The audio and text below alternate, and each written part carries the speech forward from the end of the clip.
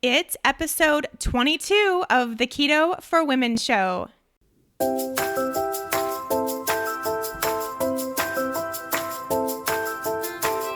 You're listening to the Keto for Women show, and I'm your host and nutritionist, Shawn Miner.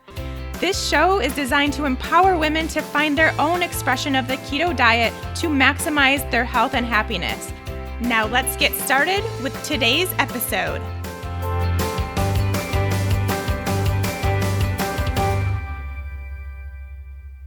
Hey friends, welcome back. Thanks for joining me as always in our second edition of fasting.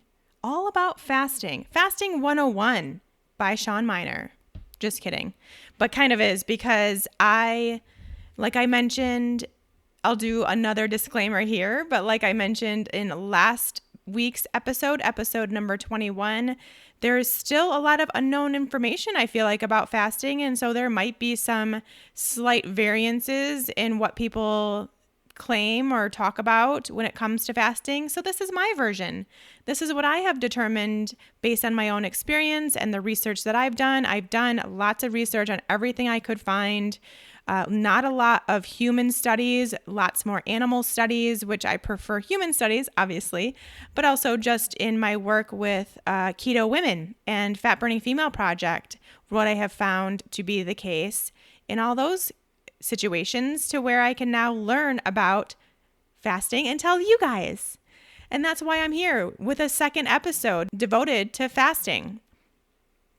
Today, we're going to be going over all of the benefits of fasting and some of the not so great things or downsides, I guess, to fasting and what we can do about those. If you didn't listen into last week, episode 21, I highly recommend you do that. Doesn't necessarily have to be before this one, but definitely go back and listen to that one. I talk about what fasting means, some of the tips I have, what types of fasting there are, how to know which one is best for you, all kinds of good stuff. And I share my own personal experience that I've had with fasting and what I do now to get into a fasting schedule. Before we get into this episode and talking more specifically about these benefits, let's just chat here a little bit. So I am currently in Mallorca, Spain for the Low Carb Universe Conference. I took it upon myself to make it into a working vacation. Actually, what I'm trying to do with this trip is to see if I have what it takes to be what's called a digital nomad. So I don't know if anyone's heard of that term. Digital nomad is basically when you can have the ability to work from anywhere, which I have. You basically travel around. You don't really have necessarily a home or anything like that, but you travel around and work, but also get to travel at the same time. Now, I would never get to the point where I didn't have a home, but I do like the idea of being able to travel a little bit more and combine that work with pleasure aspect. So I can work from basically all I need to work is my computer and my mic, and I can do so anywhere in the world. So I want to take advantage of that. And this is the first real trip I've been on that has been a true digital nomad experience. I will be working the entire time. Of course, going to the conference. The conference is 5 days, I believe, 4 days maybe, but I'm spending 2 weeks total in Mallorca. So obviously I will have a lot of time to do my own thing and to see if I have this ability to combine the work with pleasure and be able to get the work done that I need to do, but still also be able to experience being in a different culture and country and all that good stuff. This is also my first time going to Europe, so it'll be a first for me there. Definitely my first time traveling alone, not being with anybody at all, besides obviously when I'm at the conference. But other than that, I will be doing everything on my own, to getting places to stay, to meeting people, to finding restaurants, to figuring out what else to do, to getting cabs or Ubers or whatever, figuring it all out for myself. So I'm really excited for that. And this will be my first experience to see if that's something I enjoy, which I have a feeling it will be because I'm a little bit independent. So if you'd like to stay up to date on all of my solo Spain digital nomad experience, make sure you're following me over on Instagram at Shawn Miner Health. I will be doing a bunch of stories over there, just showing you what I'm up to on a day-to-day basis and any sort of good or bad experiences I have. You all will know over on Instagram stories. Other than that, things are pretty much as planned around here. Things are going well with the Fat Burning Female Project and getting to know all of these ladies and having them get to know me and my teaching style and what I really want them to learn over the course of the 6 weeks. Again, just a reminder, if you didn't get into the November class and it's something you're still interested in doing, please just wait a few more months. It'll go by so quickly. It always does.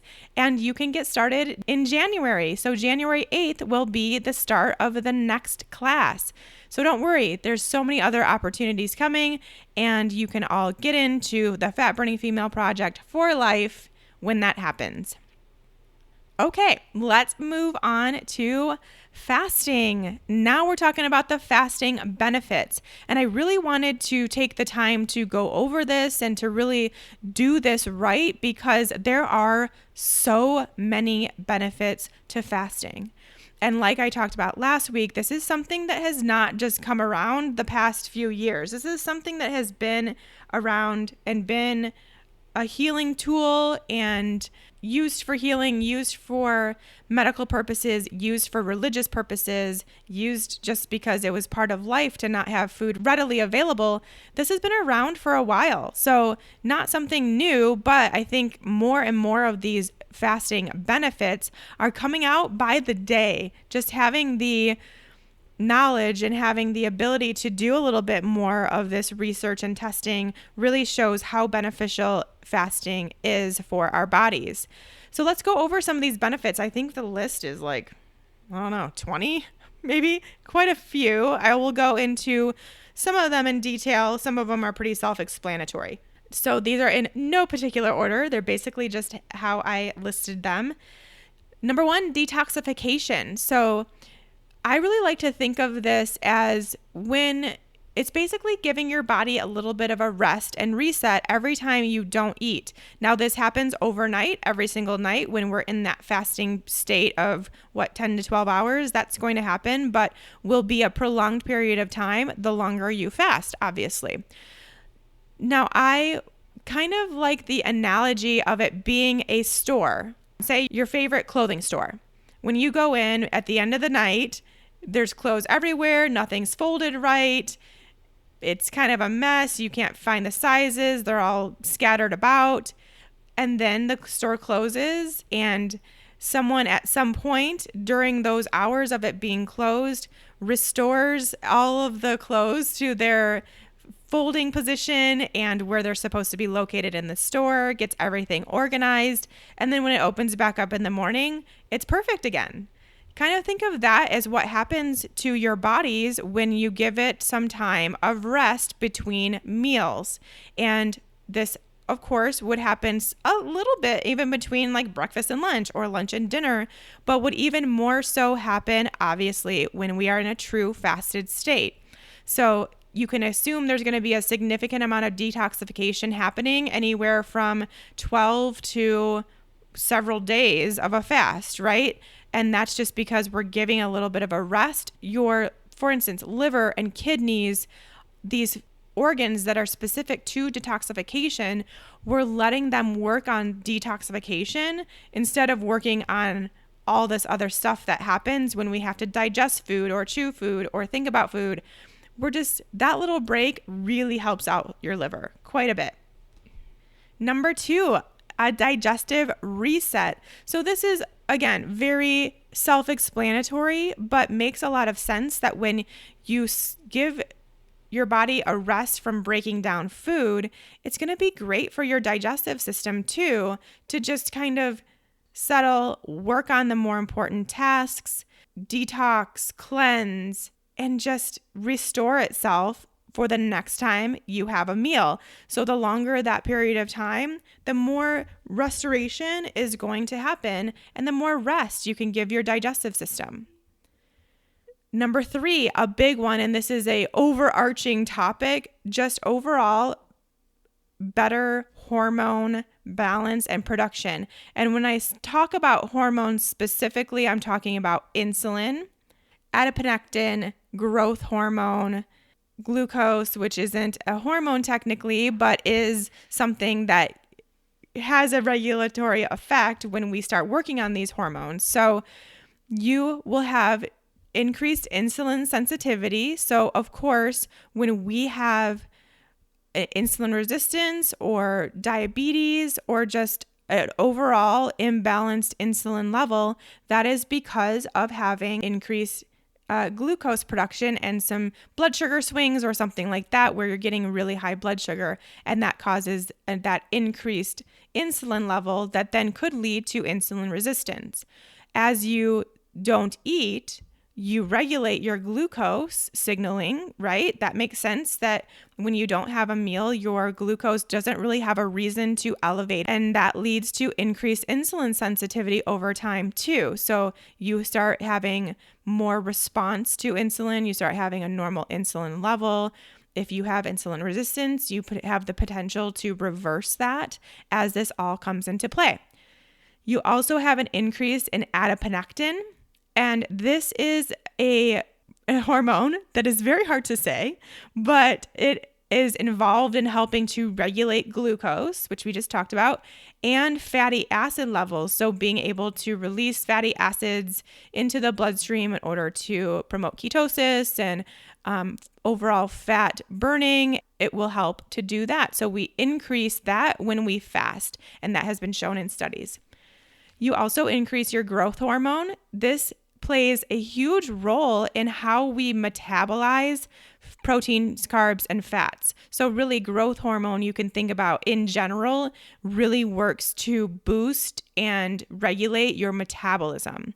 It also has lipolytic effects, which lipolysis is involved in the release of fatty acids for energy metabolism. So again, you're working on the metabolic function and specifically in that fat adaptation, fat burning state to where you can use that as fuel. And that all is helped by regulating these hormones involved in that process through fasting. And again, that has all been studied.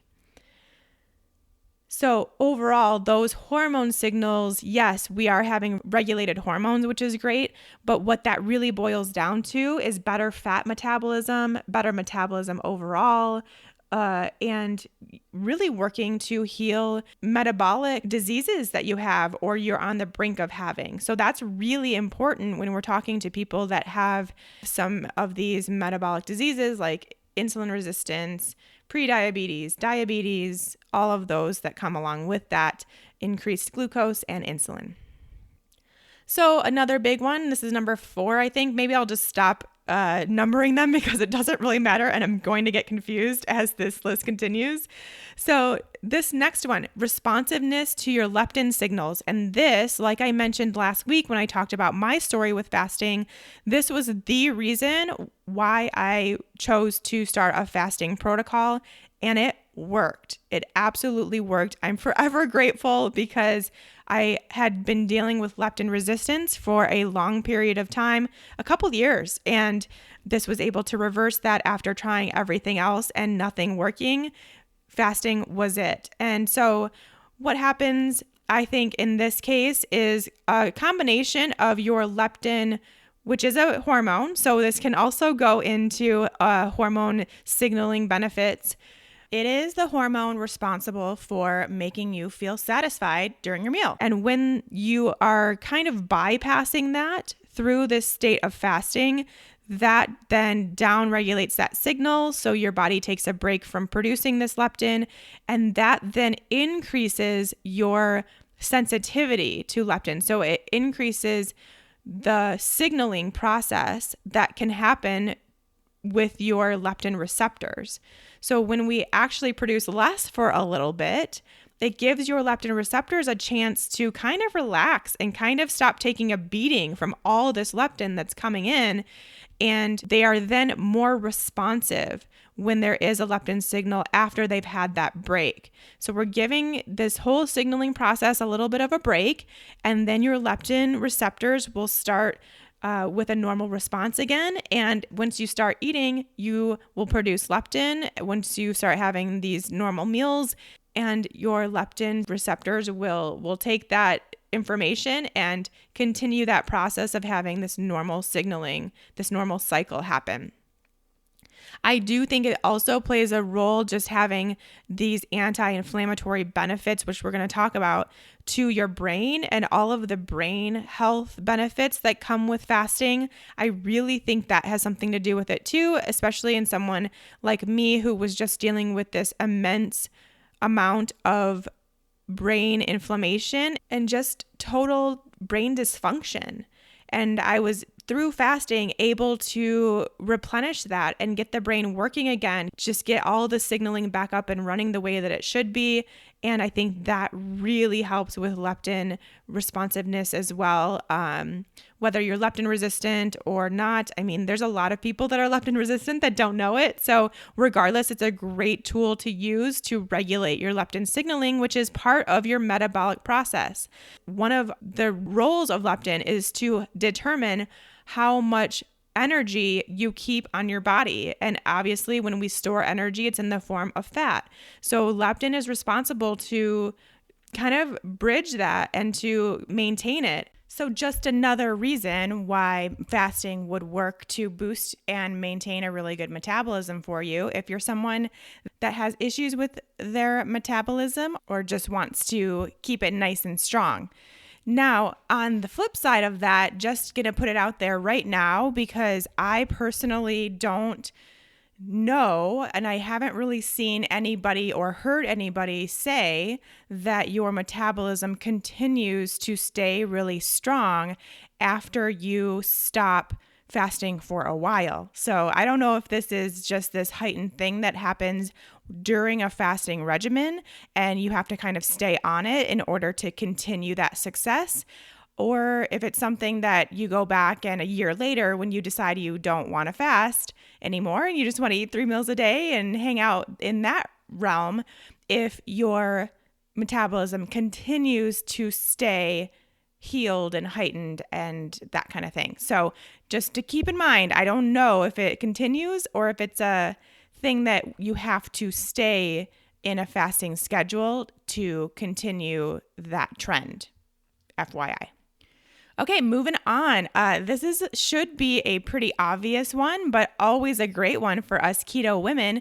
You get into a deeper state of ketosis when you fast, and I think that's pretty obvious. One of the ways that you can become keto adapted is through fasting. However, we like to be ketogenic first before we get into a fasted state, but once you are already producing ketones, you get into this fasted state, you will see those ketone readings come up higher because your body is working harder at utilizing energy that it already has on its body since it's not getting any in the form of food intake to keep your energy levels going, keep your body going, keep you feeling good. And that's what ketosis does for us. That's what those ketone bodies do. That's the signaler. So of course, we're going to have more when we're not eating.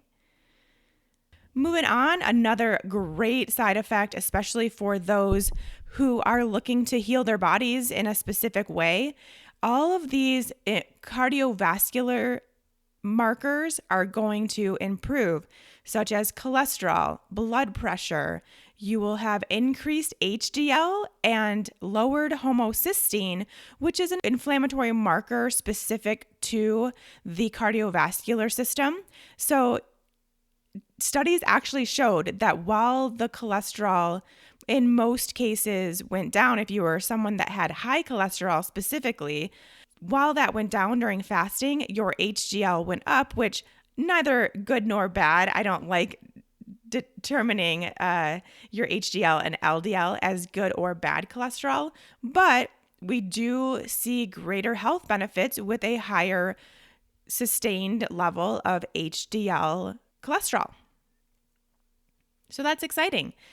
So if you're someone, this gives you a little bit more ammunition. If you're someone that is dealing with any of these cardiovascular diseases or even just signs that could be something in your future, start now, get them taken care of, get them regulated. Fasting will do that, and you won't have to worry about that in the future. Other things that fasting lowers would be your blood sugar, which we know. We just talked about that and how that also contributes to regulated leptin signaling. But obviously, you're not eating, so your blood sugar is going to stay pretty steady. And that will only help the rest of these blood sugar markers and the metabolic diseases associated with that. So again, if you're someone who is dealing with either current metabolic diseases or just don't want that to happen or are showing signs that could be happening in the future, now's your chance. Get it taken care of, get it regulated, get your health back on track so you won't have to worry about it in the future. Another one, triglycerides. So this is part of the panel that goes along with this cardiovascular system. And although I personally kind of see it almost as a blood sugar marker too, so it's kind of in both of these categories, but you will see a lower level of triglycerides because it's showing basically how your body is managing and utilizing and working through the energy that you do have on your body. So I think that's really important, something we definitely want to always keep in regulation and really keep an eye on. And know that fasting will help you get that in a really normal range that you can probably pretty easily maintain if you have a fasting schedule that you like to do. Moving on, I've already talked about this, but we'll talk about it in more general terms. It reduces inflammation by fasting. So you are reducing tons of inflammation in your body just by not eating. This comes in a couple different ways. First of all, a lot of the inflammation that we deal with is from our food. Believe it or not, even if you are eating the highest quality, grass-fed, pasture-raised, organic, raw diet with all of these amazing foods, there's still some foods that you are reacting to that you don't even know. And it's causing an inflammatory response in your body. So obviously, by taking out those foods, there we go. We have a much better chance of reducing this inflammation. And, if you're on a pretty standard schedule with that, then you would keep it down. Even when you're adding in some meals, you still are giving your body a little bit of that rest, say by eliminating breakfast. And you're giving that rest period needed to calm down the inflammation from lunch and dinner. So even just that small period of time will really work to reduce your inflammation that's coming specifically from your meals. Now, there's also been research and studies that show that fasting actually changes the expression of the genes responsible for an inflammatory response. So it kind of changes how your body is used to handling, managing, and dealing with inflammation. That's kind of cool because, again, just taking this break from eating is really ramping up some things in your body, one of which is the changing of how you deal with inflammation. Next is this huge topic that is one of my favorite things. I think this is just the coolest thing that our bodies do as just a defense mechanism that I totally love, and that is autophagy. I think most of you, if you've done any research on fasting or heard any podcasts or anything, you know about autophagy, and it is just cool. So if you don't know, here's what happens. When you are fasting, eventually it gets to a point, and we'll talk about the timing of this, that your body tries to start conserving itself.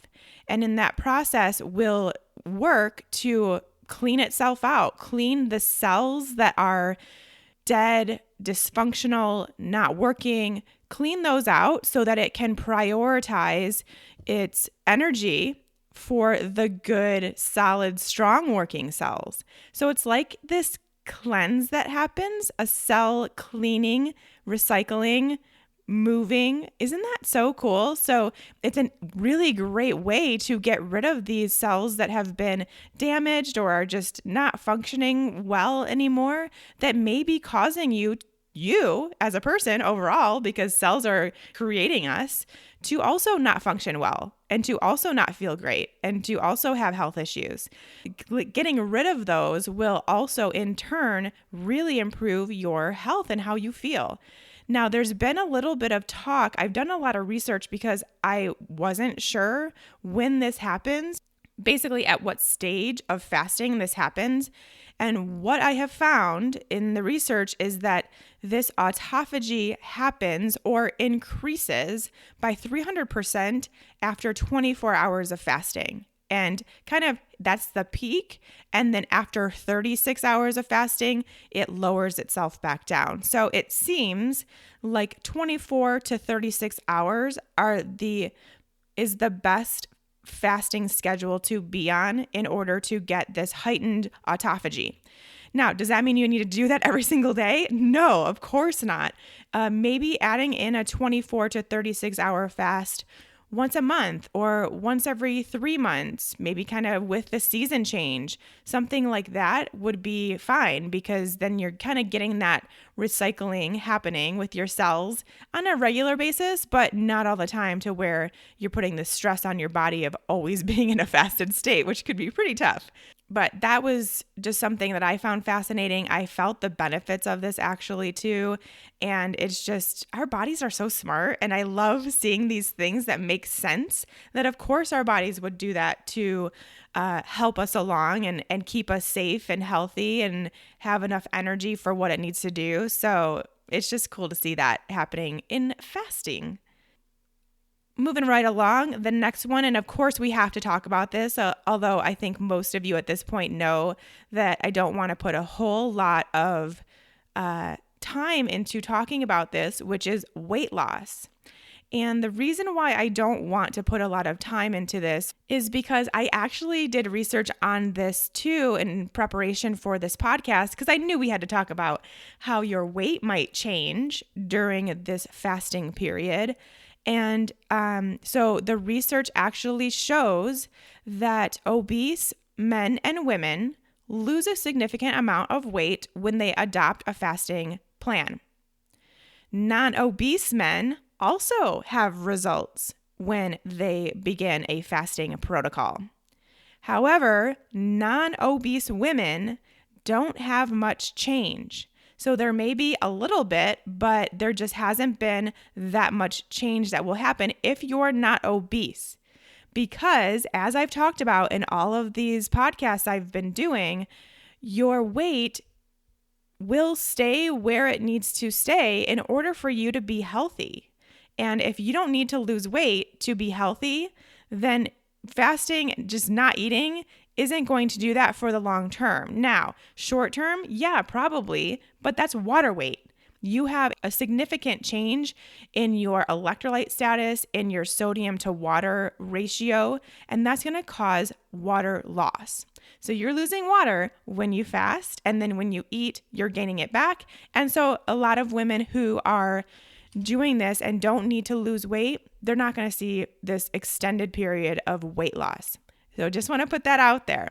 However, if you are someone that needs to get to a healthier weight in order to get healthy, then fasting is going to help you with that significantly. It's probably going to be your best shot at losing the weight that you need to lose in order to get healthy in a quicker way and in a healthy way. Believe it or not eating is actually healthy, as we're learning by all of these pros that we're seeing in this list. I definitely think it's a great tool for people to use that need to lose a significant amount of weight in order to get to this point where they can change their health status. Absolutely. Is it something that you should be doing with weight loss being your only goal? Definitely not. And I want to talk about that. I talked about it a little bit last week, but I just really think, and this is why I'm going through this list for you all, I really think that you need to have a bigger purpose behind your fasts besides just changing how your body looks. There's a whole list we just went over, and I'm going to go over even more as to why you should be considering a fasting protocol. And weight loss can be on your list of reasons, but it shouldn't be the only one, and it shouldn't be the top one. I'd rather you focus on getting these other results and using these other markers that you can see change. Like for me, it was the leptin. I was testing that with my blood regularly, and I saw the changes, and that really motivated me, but it also proved how this fasting was truly working for me. Give it something else. Give yourself another reason to be trying this out that will be more health promoting and not just focusing on how your body looks and weighing yourself every single time you fast and all that stuff, because you're going to be disappointed perhaps if you get on the scale and you're only doing that for changing your body, because it's might not happen. So while you're healing these other things that are great, phenomenal things that you are doing internally, if you're only focused externally, you're going to be perhaps put into a negative headspace that you really shouldn't be in. There's no point in doing that.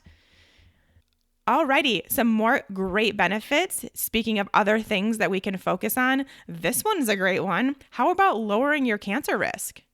I mean, hello, don't we all want to focus on that? Here's kind of what happens in your body that makes this a thing. When you fast, your body produces less IGF-1, which is insulin-like growth factor 1, and IGF-1 has been shown as a hormone that helps cancer proliferate in your body.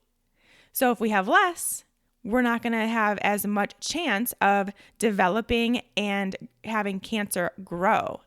And when I was doing this research, they were able to find that fasting also worked to reduce and eliminate tumors that were in patients that were already dealing with cancer. And it was as effective as chemo. Now that just gave me chills. Just saying that gave me chills. That is fascinating and hugely important information that we now have. Now, does this mean that if you have cancer or you know someone who's going through cancer, that you should tell them to stop treatment and go just fast? No, of course not. But it is something where even at minimum, you could add a fasting protocol to someone that's already going through chemo and really see some significant improvements. I just found that to be totally fascinating, we'll say, and something that I am excited to see more research come out about, and interesting to see if more oncologists will take that new information to heart and maybe put it as part of their practice. So hopefully new changes coming out in the cancer world with these studies. So keep an eye out for that. Okay. Moving on to the one that I've kind of alluded to in the past conversation, this idea about brain health. There are so many ways that fasting actually increases our brain health that I want to kind of go into a little bit more detail and tell you exactly what's happening in there when you fast. So the first thing is that it is very protective for the brain.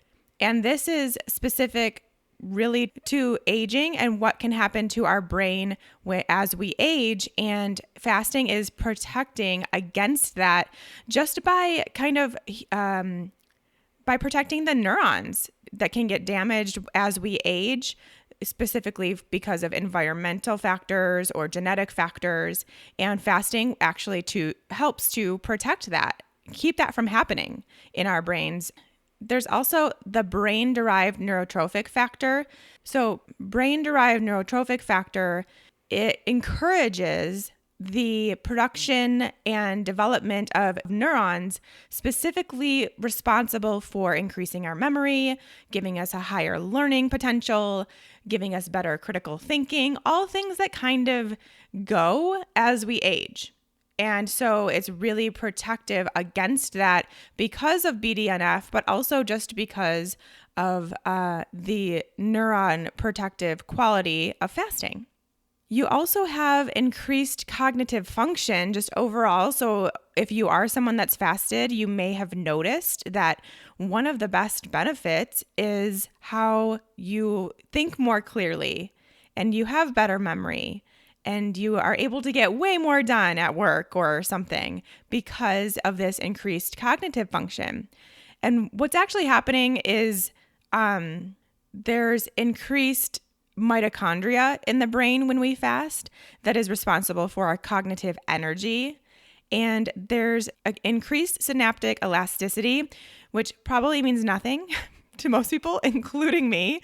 But when I did some research, I was able to find basically what that means is you are having better communication between neurons in your brain when you fast.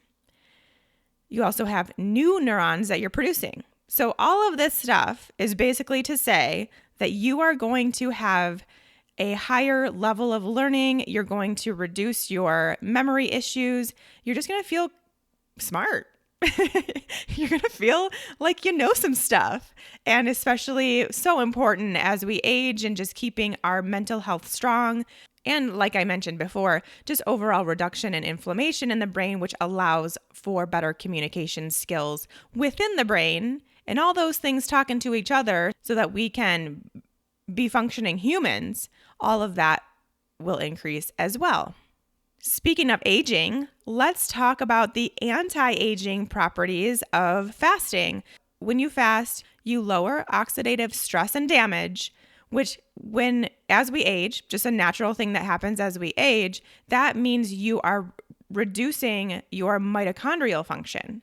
And so if we can keep that oxidative stress from happening, or at least minimize it, which fasting will do, then you will continue having normalized mitochondrial health, which will just have an anti-aging effect. Fasting also helps with your skin. And I know a lot of us aging women are concerned about our skin health. That really is going to help, mainly because going back to this regulation of glucose and blood sugar handling, that is often one of the biggest issues and why we start seeing sagging skin, wrinkled skin, drooping skin, all that stuff as we age, because it really is coming as a blood sugar response, and that excess blood sugar that you have in your body turns into advanced glycation end products, or AGEs, we'll call them, and they stick to these cells of your skin and cause them to become sticky and just not function as well. We really can work on our skin elasticity and kind of getting that stickiness off of our skin cells to get them to rejuvenate and to replenish and recycle and all that stuff, which will keep our skin looking nice and fresh. All right, so I think that gets through all of the, or at least the most fascinating, in my opinion, benefits of fasting. I mean, there's tons more, I'm sure. I'm sure if you are someone who has tried to fast previously, then you know that you will experience some really great benefits from fasting. And so now you're probably thinking, well, of course I'm going to do this. Why would I not? Everyone should be fasting because it's so great for our health. And I agree with you. However, as you learned when you heard about my story last week with fasting, it's not all rosy. You can have some downsides or negative side effects from fasting too, and I want to make sure that we go over those too. So like I said, and we'll keep saying, you have the ability to determine if it's right for you or not. Okay, so let's go through some of those, and I want to start with the biggest, most obvious, glaring one, at least in my opinion, which is stress. Stress response will happen. I mean, just think about it. I think it's pretty obvious that when you don't eat, it is a stressful situation on your body, regardless of whether you are in ketosis or not. Not eating is stressful, right? Being in this state of fasting is going to encourage a stress response in the body, a cortisol response, an adrenaline response. It will happen. And if you are not someone who has this awesome, amazing adrenal health, then that might cause more harm than good to be in this fasted state, creating this stress response in your body. So if you are someone whose health concern includes adrenal issues, hormonal imbalance in your sex hormones, thyroid imbalance, those would probably involve having a much more modified or no fasting experience in your life at this time. That doesn't mean it's going to be that way forever. That means that right now you are working on healing that particular piece of the puzzle. And then maybe in 3 months, 6 months, a year from now, when you've healed your adrenals and you feel like your cortisol response is regulated, then you can revisit this idea of fasting. And I just want to reiterate again that we all are fasting overnight. We're already getting a lot of these benefits just from having these overnight fasts where we go 12 hours without eating. For many of us, it's often even longer than that. Maybe it's something like 13 or 14 hours every night where you are fasting, and that's great. That's plenty. So please don't think, if you are someone who is kind of wrestling with this idea of wanting to fast because you want all of those benefits, but probably deep down knowing that your body isn't ready to handle that stress, then just please reassure yourself that you are getting lots of great benefits just from your overnight fast. And that doesn't mean you can't try out some new fasting schedules in the future. But right now you have something bigger on your plate. And I really just don't think it's worth it. As someone who was dealing with adrenal issues, I wasn't quite back to having normal adrenal function when I started my fast, and I noticed it. I saw it. I noticed it in my hair loss. I noticed it in my menstrual cycle irregularities. I noticed it in my fatigue. Also, a big one for me was in sleep disruption, which we'll talk about in a minute, but having disrupted sleep and waking up in the middle of the night, not being able to get back to sleep, not being able to get to sleep in the first place because you're hungry, those kinds of things are signals and they should be listened to. Don't take those things lightly, especially if you are a woman wanting to keep their adrenal health wanting to keep their adrenal health intact or continue to heal their adrenals. Signs that, and those all are signs. Other ones would probably include, so I hope I've made that, I hope I've made my stance on that very clear, that this is a stressor on your body. Obviously, the amount of stress is determined based on how long you go without eating, how many meals you skip. So keep that in mind and really, really work into getting into a longer fast. Take the time your body needs to figure it out, figure out the amount of stress that is going to cause your body to go through that. Work up slowly, start with a 13, 14-hour fast a couple times a week, then move up to 15 or 16 a few times a week, and just take it from there, take it slow. But just us as women, we don't have the ability to handle this kind of stressor very well. We just don't. I mean, if this was the only stress that we had to worry about in our lives, was just not eating every once in a while, then great. But we as women in this century have extra stressors to deal with that really will take a toll on our lives. And I see it every single day in my practice that it already is. And so adding on another stress just isn't the right time to do that for many of us. And that's completely fine. So just tap into that, see how you're feeling, see how you think your hormones are doing, your adrenal health is doing, and then decide if fasting's right for you. Let's move on to another. This is a very similar situation, but something I want to talk about specifically, and that is the role fasting can have on two more hormones, follicular stimulating hormone and luteinizing hormone, which if you are a lady, you may recognize the names of these.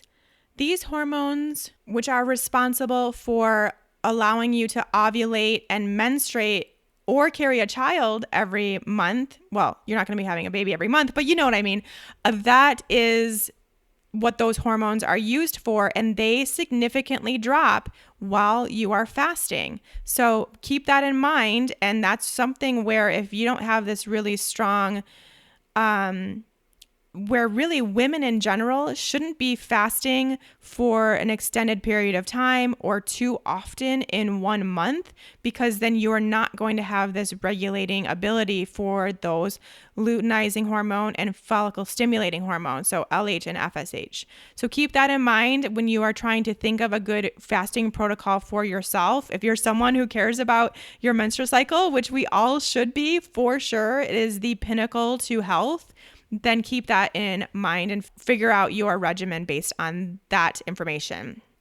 Fasting also can and probably will lower your T3. So if you are someone that is still working on your thyroid health, you may notice a lowering of T3, which is the active thyroid hormone, and an increase in reverse T3.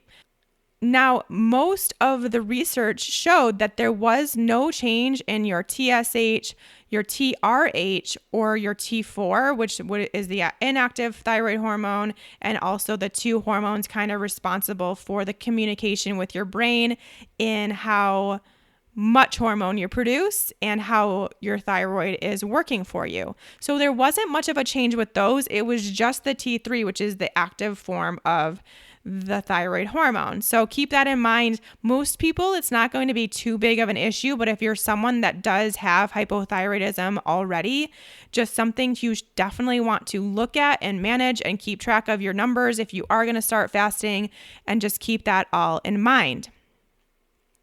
Next one, your gut bugs can proliferate if they're already there. So if you have things like an overgrowth of a pathogenic bacteria or SIBO or candida or a parasite or anything like that, they can and will survive through a fasting protocol. So fasting isn't enough to take care of these gut bugs. You need to also be doing something to actively eradicate them.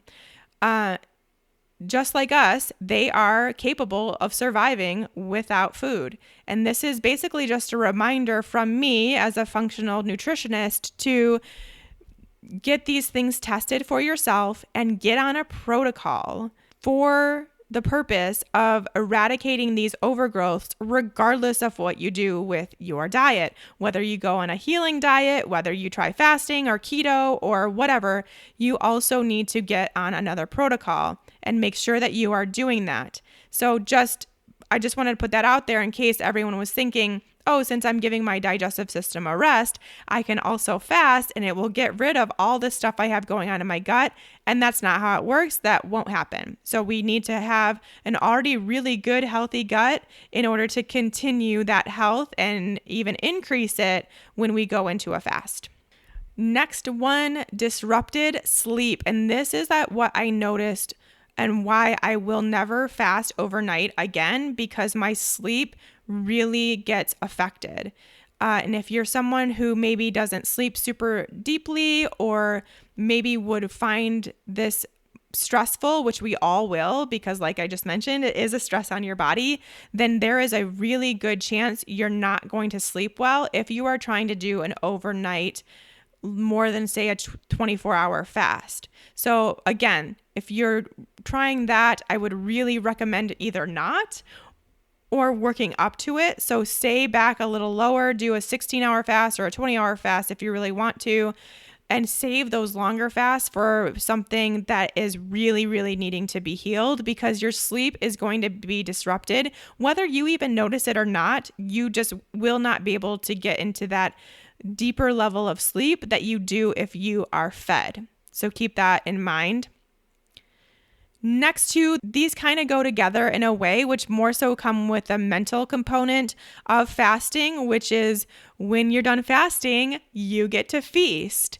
And I've seen this in a lot of women, actually, especially that it stimulates their need or desire to binge. So if you are someone that has a past of binge eating and it's resolved, then fasting beyond 16, 18 hours is probably not going to be the best thing for you, because it's going to stimulate that tendency to binge once you can eat.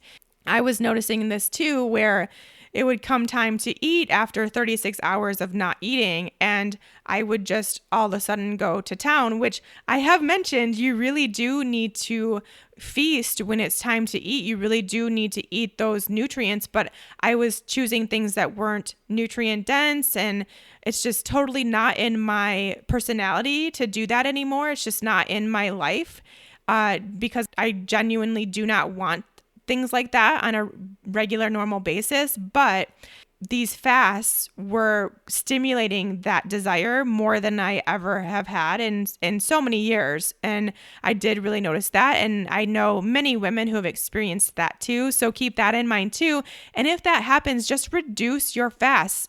Reduce how often you're doing them and reduce how long they are. That's all it takes to where you get to a point that when it's time to eat, you just want to eat a normal, good, high quality, nutrient dense meal and not eat an entire box of cookies or carton of ice cream or something like that. And then this one goes along with it, which is food obsession. So then this gets to a point where when you're not eating, all you can think about is food. When you are eating, all you can think about is food. And you're just in this constant spiral of always thinking about food, which when you are, as we know, as being keto ladies, when you're in ketosis, that stops. That really ends. And if it gets to a point where you're doing a fasting protocol and it starts to get to where all you're thinking about is food and when you can eat next and what your meal is going to be and how it's going to taste and what you're going to put on top of it and then what your meal after that is going to be, and just no. If it gets to that point, no, not worth it. And that is really something that can be super damaging just to our psyche, and it's not worth it. So again, dial back your amount of fasts and or your timing of fasts, and you'll find that place where you can do a fast occasionally and not be obsessive. Okay, I think that's it. The only other thing that I want to mention is that, as you can see, everything that I talked about, especially with the benefits of fasting, those also, many of them are overlapping with ketosis. So you can get these same benefits with a ketogenic diet and not have to go the fasting route. So keep that in mind, that it's not like you do this or nothing. You're already, most of you, those of you that are already doing a ketogenic diet and producing ketones are already getting a lot of these benefits just by producing ketones. So I do want to make that clear, that it is not necessary to also include fasting. And as you can see over the past 2 episodes, it is something that research has some really great things, but is not needed. And that's what I really want to get through to you all. And I know I said this last week, but I'm going to say it again because it deserves repeating. You have to do you. You have to figure out if fasting is right for you at all, if it's something that you want to include, if it's something that your body responds to and likes or doesn't like, how long you should be fasting, how often you should be fasting. That's all something that nobody else can tell you but you.